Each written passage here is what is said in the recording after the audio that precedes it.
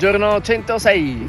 Giorno 48. Ed ecco che infine è giunto il grande giorno. È da quando ci trovavamo a Bayonne che stiamo rimandando questa pausa. Un po' anche per le previsioni del tempo che mettevano veramente tanta pioggia e addirittura avevano parlato di un uragano.